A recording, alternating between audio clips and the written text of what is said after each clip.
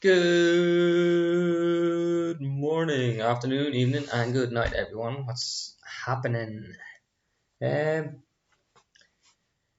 just going to go through my stats and talk about my trading.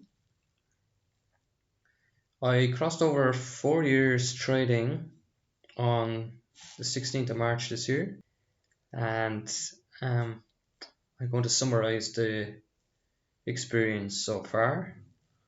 And what you're looking at here is my Profitly, where I um, record all my trades and I can track my statistics, some basic statistics, which is really useful.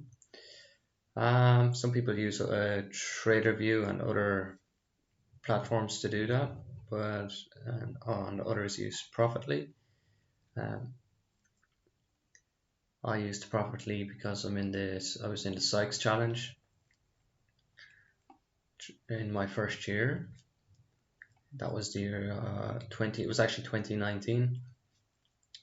But I'm actually a better short seller, judging by the statistics, and I'm actually down 800 on my longs, and I'm up 3,500 on my shorts, and my short win percentage is pretty much 50%. So I won 224 and I've lost 225, whereas my win rate on my longs is pretty bad, 38%. So losing 573 trades and winning only 351. Then net profits is looking as such.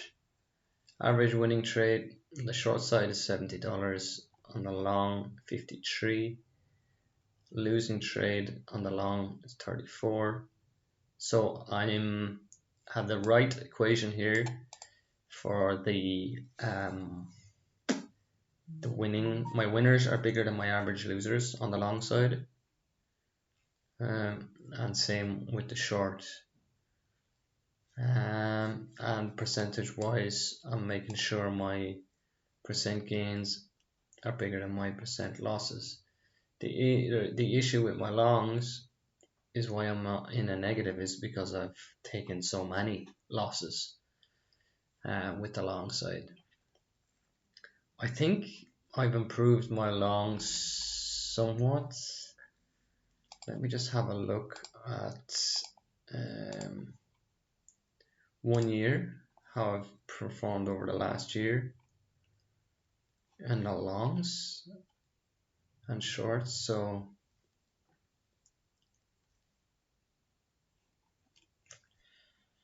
no, we're gross profit, gross loss. Yeah, okay. I think that suggests, if I'm reading it right, that it has improved somewhat from the overall point of view.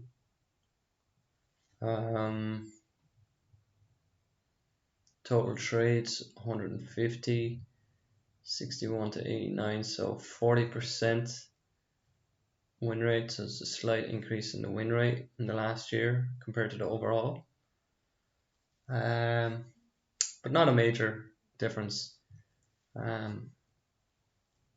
Average losing trade still in the right side of it there on both long and short, percent wise higher than, well, actually the average percent gain on the and loss on the short side is pretty much the same, but on the long side it's still in the right place.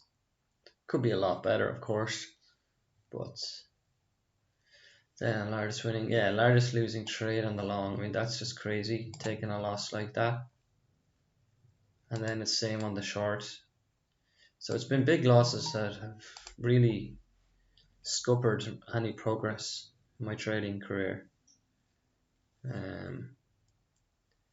So it was a recurring pattern, so it needs to be addressed. So now that's the kind of ad I'm looking for. I set up my business as a business name, my YouTube channel, or sorry, yeah, my YouTube and my Instagram goes under the name Simply Stock Trading.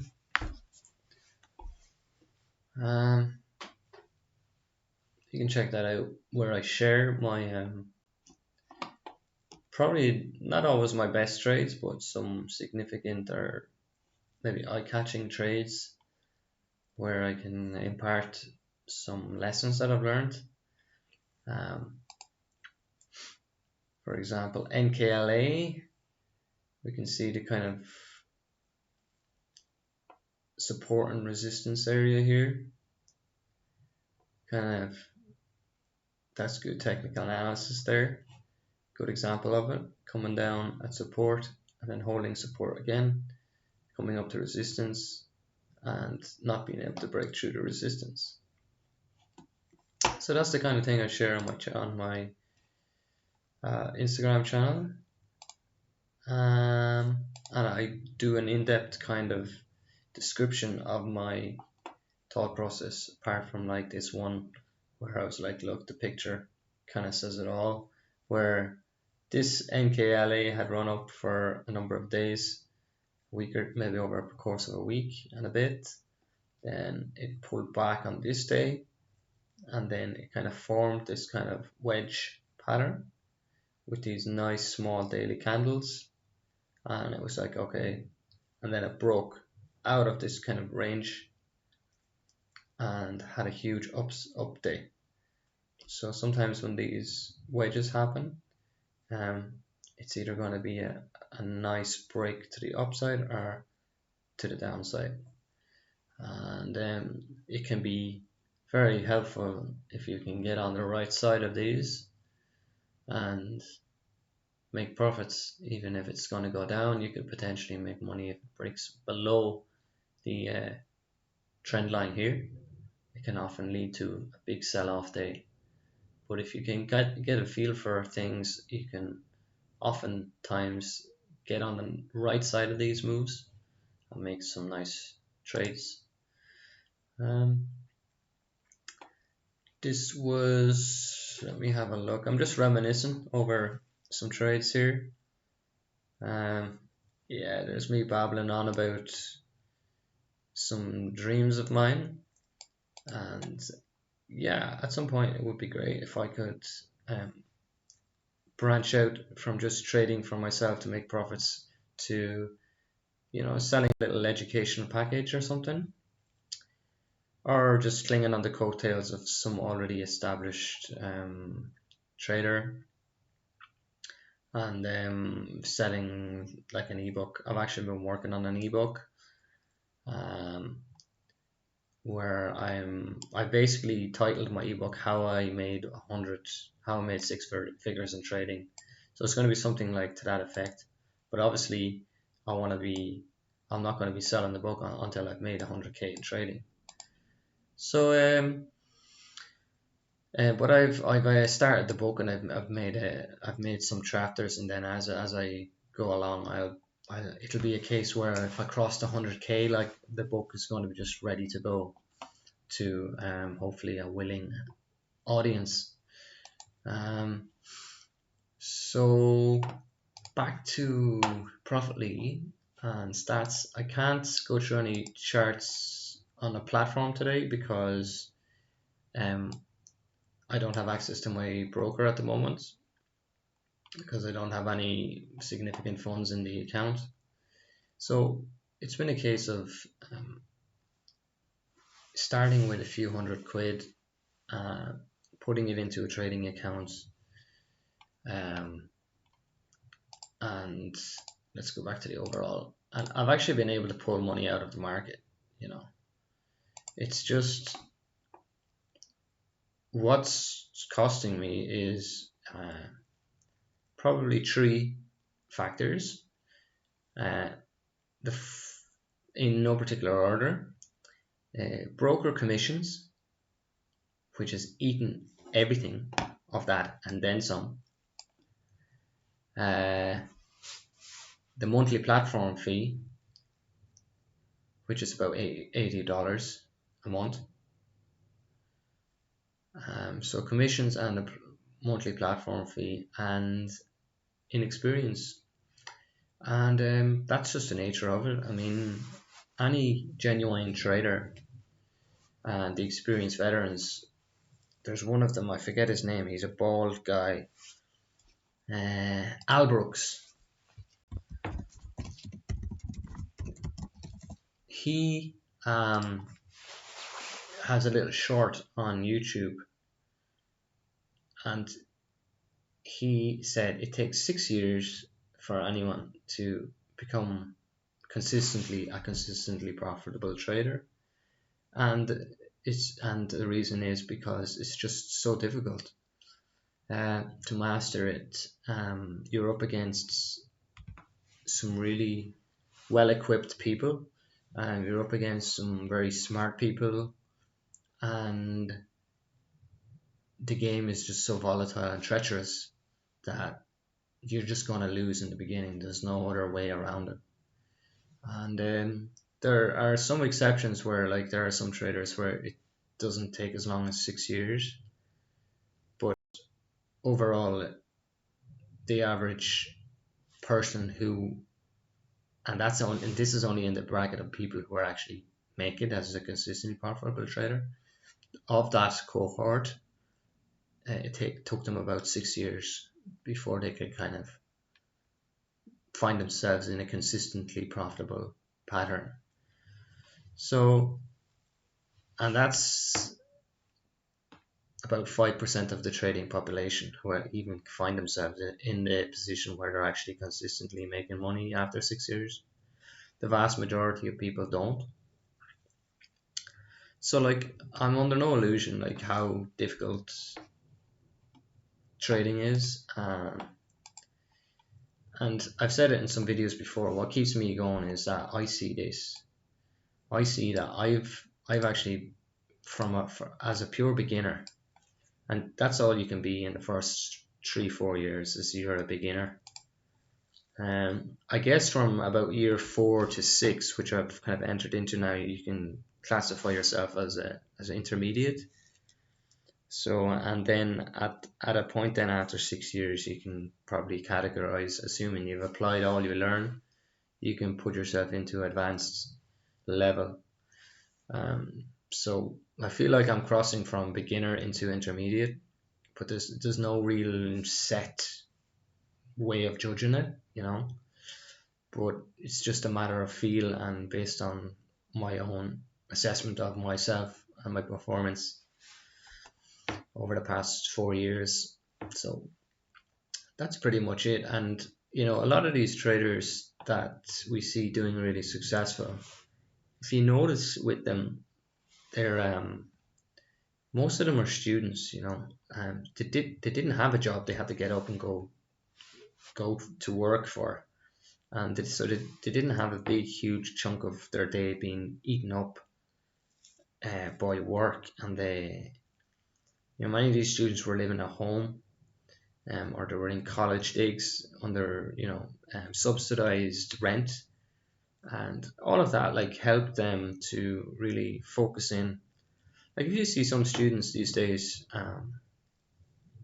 they spend half their day playing video games, and there's no one that can hold them accountable. Nobody can. They could play 6, 7, 8 hours of computer games a day when they should be at college lectures, and there's no one really knocking on their door. I mean, it's their responsibility. They're a grown up now, and there's no one to say, hey, you should be here, you should be there. There's no one to hold them accountable. So that benefited some of these successful traders, where they literally could ditch college and just immerse themselves in the markets 24/7. And I have found that I have been able to make some progress in my trading because of the fact that it was really just down to I immersed myself whenever I could. Like, so I was literally going to work, coming home from work, and going straight into the studies. So I was taking any days off from work and I was just studying. looking at the screens all day long, looking at the market, learning, taking trades, getting feedback, trying to figure it out, going through months and months of confusion, and then getting on a little roll, thinking I've figured it out, and then getting knocked back, then having to climb back out of it again, going through another fog of confusion. I mean, it's I mean, I've been through the ringer. Like, I mean, it's whoa. I mean, it's just been insane.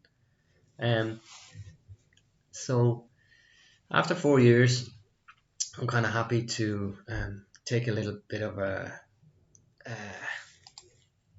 what's the word? Hiatus? Is that a word? Uh, because my head was just mashed. Like, I mean, so much, and I was playing some sport, and I was holding down a job. It was just like so much, um, and my health was taking a bit of a knock. Like, I mean, it was not. Um, I was not in an ideal healthy situation. Like, I mean, my eyes were broken up. Like, I had tension in my throat. I mean, I was just such challenge. Like, when you have money and you're trying to grow it, and you're jumping into a stock market that's moving so fast, and you don't know exactly what you're doing all the time, and the emotions are running high, and the pressure, financial pressure of feeling like you needed to make it by a certain time, and trying to negotiate the world and keep your bills paid while you're learning trading, and maybe taking a job that's not ideal because you want to make the sacrifice for the long run for trading. So you're struggling financially all the time. Um, so you just need a load of time for this, I guess I'm trying to say. Um, so there's no real structure to this video except to just kind of summarize things and where I'm at, and I'm going to go through some of my March trades now, because March was one of those months where I felt I was so close to making a breakthrough, and I just needed to learn another lesson, I guess. And that lesson was, and the key lesson that I learned in March, I've written up a summary here, and I guess I'll just read it out. So the main trade that defines my month of March was AISP. So let's just go down and have a look at it, where I nailed it the first day and made $350. I had grown my account, my small account, into a zone where I was feeling like I had a little bit of breathing space. I remember going out to the backyard, and I was like kind of giddy. I was kind of excited about the win, and I was giddy, and I was aware that I was giddy, and I was like, okay, well, this is maybe a tinge of that euphoria that can come with a big win. And I was like, okay, well, I've got to be careful now tomorrow, because if I carry out through euphoria into the next day, euphoria is, you're not allowed to feel euphoria when you're trading in the stock market. And it was Mark Douglas who said that. And the reason being is because euphoria creates a state of mind where you're immune to the feelings of danger. So you're basically going into the lion's den again, which is the trading, and you're just like feeling euphoria, and you just don't have a protection up, and you can really get hurt. So I was aware of that, and I'm not putting it down to euphoria that I screwed up the following day. So this is the trade on the March 5th. So this is the good day. So let's see. Yeah, I'm just trying to see why there's two cells first.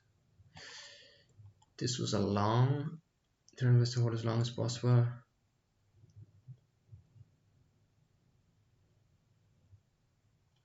Okay, well,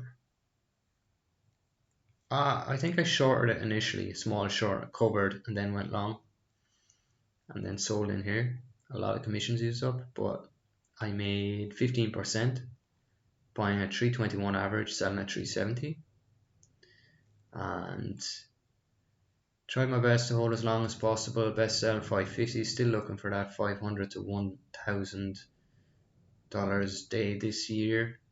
But risk comes first. Tried a little short of 495, but stopped at 515. I think that was probably here, yeah. And I stopped out quickly because I was a little bit jittery about it. Yeah. So, and then there was this one.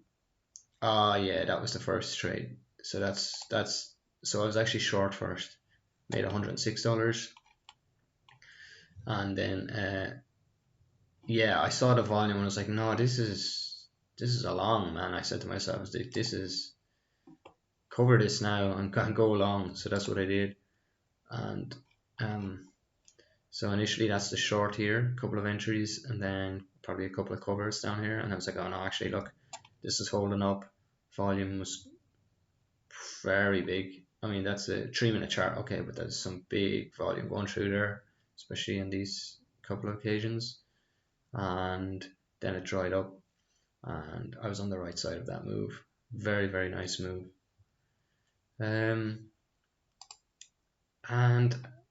as I said, I was out in the yard, I was happy. Next day I came in with a plan for I didn't save the chart, damn it. Or did I? Oh no, wait a second. Yeah, it was an overextended gap up,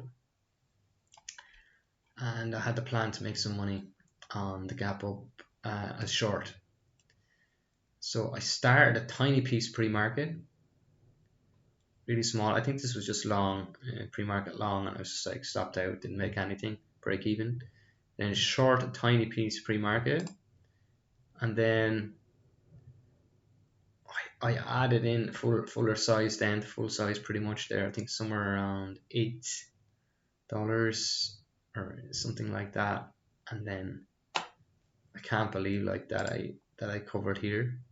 It just came up against me slightly, and I think I must have oversized, and I just panicked, and I covered it even before it was hit the risk area that I wanted to risk, the risk amount. I think I wanted to risk maybe 40, I can't remember, $40 say, and I was only down like 15 or 20, but I took it off.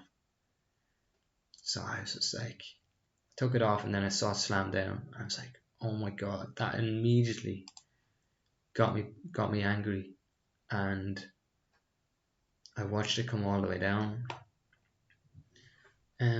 I got long here, I think, and took a scalp, and then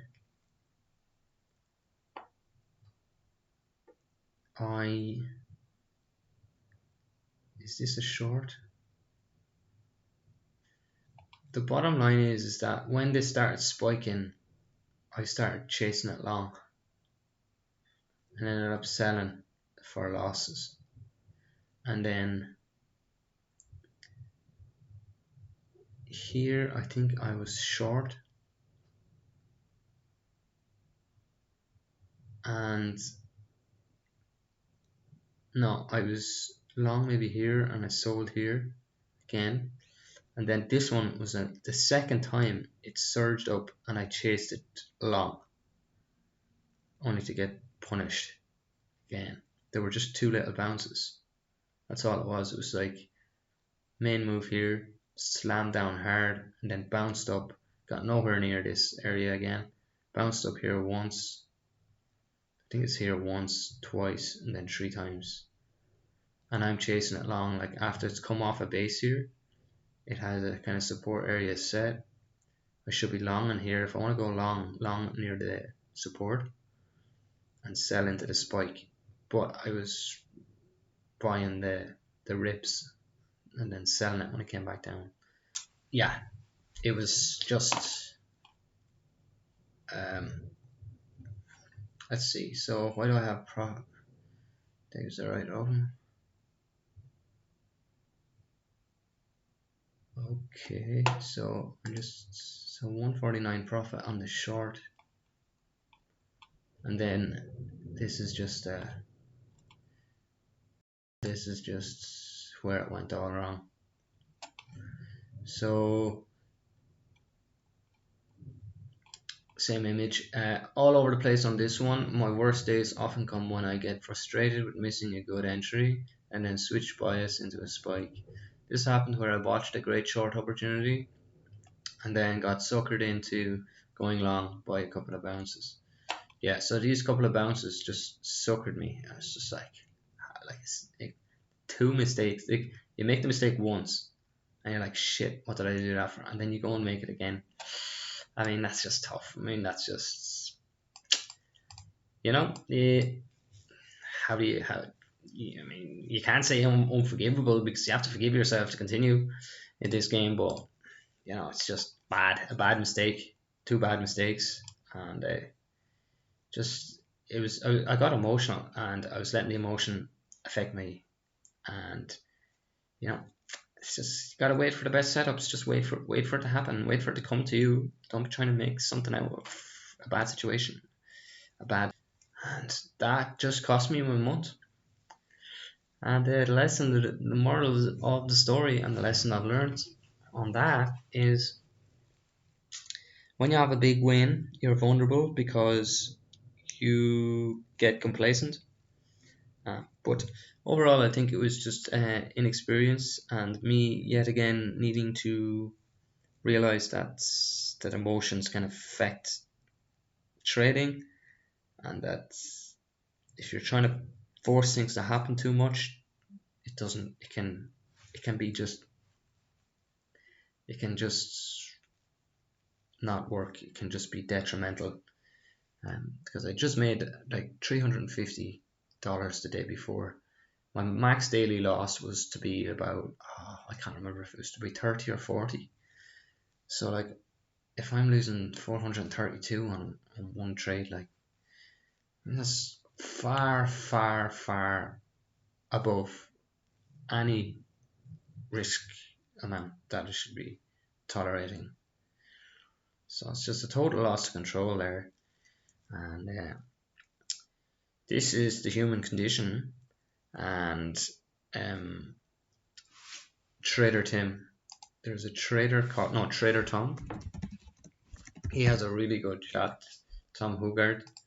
He has a really good YouTube video, and I don't know which one it's called, but he explains this. They have the statistics on this. The brokerage firms or whoever did the study has got the definitive statistics on this particular human condition, if you want to call it.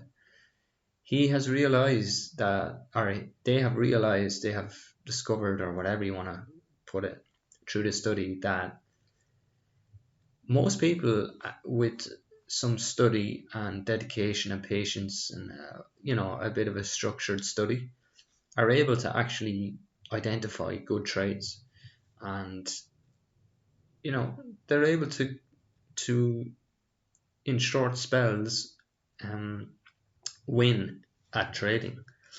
And what happens is, after a number of months or after a certain period of time, there's almost the same pattern with every single one of these people, is that they run into these days.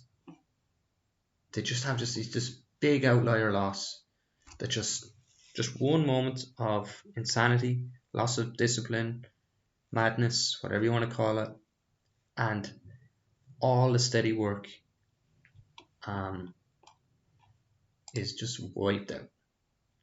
So I know that this is not just a personal problem. Like, it's not just me that has this um, issue. So it was really good for me to actually kind of get confirmation of that, and realize that this is not because I have a defect or there's something wrong with me, or it's just the way the human mind is, and we're not cut out to be successful at trading. We're not hardwired for it. We're actually hardwired for survival. And when you have money on your line, because money is uh, it is linked with survival. I mean, you need money in this modern age to survive. Money means status. Money can mean success. Money can mean security, safety, all of that.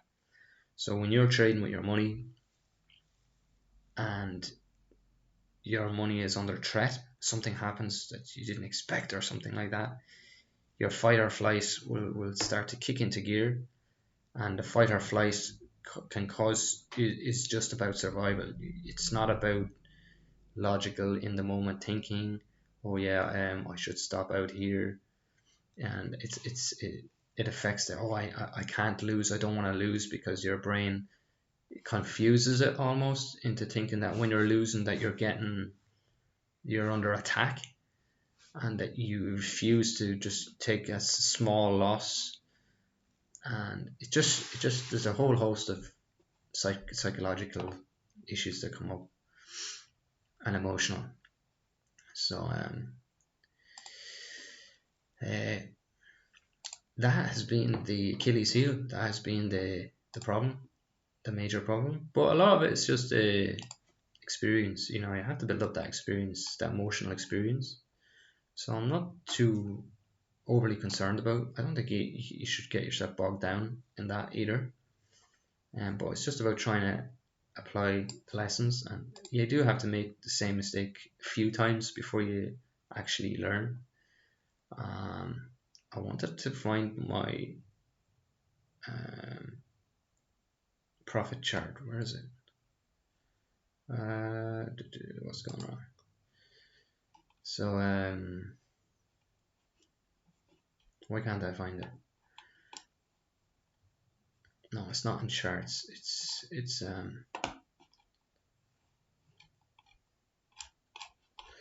how am I forgetting? Where am I? Simply my wall.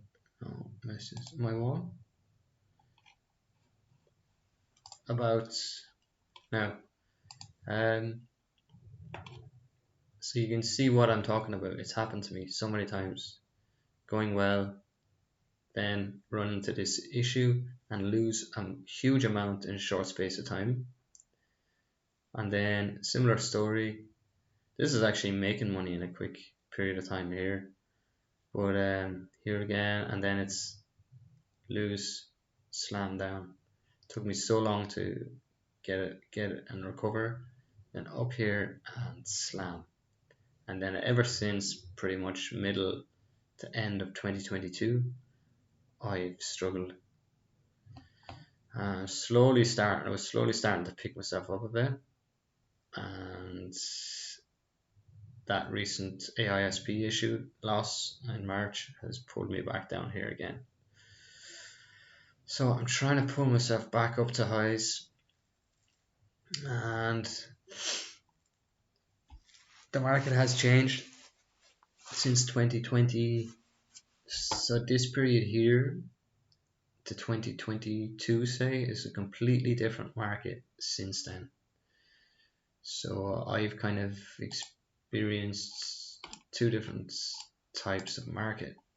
So by the time we've kind of figured one market out, a different type of market environment has come in, and it's been trying to deal with that. So it's been very stop start. But we keep going. I feel like I'm very close to a proper breakthrough, um, and was very close in March when this was looking good. But I let my guard down and needed to learn that lesson on respecting your daily max loss. So we'll have to go and try again. So that's it. That's where I'm at. There's no point really going through any of the trades since the AISP, because the AISP trade, after that, my psychology was not in the right place. My account was at a kind of a level where you're on the ropes, and I find where I'm on the ropes, inevitably I get the knockout. I get knocked out. You need that bit of comfort, that little bit of a buffer. You don't want your account being on the ropes. You don't want your account being in intensive care. It's not a good place to be. Like if you're a patient in a hospital, when you're in intensive care, that is not a good spot. So my account was in intensive care after AISP, and it's just very, very difficult to get yourself back out of that. So especially when at the end of the month, even if you have managed to tread water, at the end of the month you know that there's going to be a chunk of your account being taken out by your broker and the monthly platform fee. So with all that playing on your mind, it's just like it's very hard to trade logically and to trade patiently. So that's the challenge of trading with a very, very small account that I have. But it's a blessing and a curse. The blessing is that if I had a larger account, I feel like I would have given up trading, because I'm more than likely, if I have had a larger account, I would have lost it. So if I start with like 40 grand, I'm pretty sure I probably would have lost it all, if I'm being honest. So I'm very lucky in that regard that I didn't have a lot of money to start with. Very, very lucky. It's painful at the time and frustrating, because I want to grow my account. I want to be making 40 grand in a year, 50 grand, 60 grand. I want to be making 40 grand in a month in this game. That's why I got into it. But with a small account, it takes a long time to get yourself up to a point where you can be pulling out 40 grand months. So I've got to be looking for 4 grand months, rather than a 40 grand month, and slowly and consistently make 4 grand months. And then I'm at a point later on where I can size up and make the 40 grand a month, So gotta walk before you can run in this game, and it's so easy and it's so difficult not to get carried away by some big wins and to get ahead of yourself. And it's if we can save ourselves so much grief by not allowing these big red days to happen. It's going to be the biggest challenge of, I think, any trader, is how to ensure that they never encounter the big red days. So we can set a max loss on your broker, and it's kind of annoying me that you can set it, but you can go back into your broker platform and change it. So I don't know why the broker doesn't give you an option where you can set your max loss for the day, and if your max loss is triggered, that you literally cannot log back in. So I guess you just have to be able to do it for yourself. You have to be able to give yourself a command and follow the command. You start off at the start of the day, I will not lose any more than 50 bucks in a day, or whatever it is, 100 bucks, depending on your account size. And then if you hit that amount on the day, you get up, you shut down your computer, you walk away. So some of the best traders are actually traders who don't need the money, because and it makes them trade way better, because they're just playing out of the interest in trading. They have no problem cutting their losses quick, and they tend to let their winners run. So I think it's about looking after your finances outside of trading. You need to ensure that there's something coming in where you are secure. Um, and there's been occasions where I have kind of put myself into a situation where I wasn't secure financially and I was trading, and it's not really the ideal way. You're putting yourself on in a at a disadvantage. Um, so that's it. The hiatus will continue for a while, but I'm still around, still knocking around, still keeping an eye on things, but taking some well-earned rest after 4 or 5 years of heavy study, and we take a couple of months off now, and when everything is back in order financially, we'll get back to it, and we will apply. I will apply all my lessons, and hopefully make some inroads and make some progress. So that's all. Thanks for tuning in. Hit a like, hit a subscribe. Catch you soon.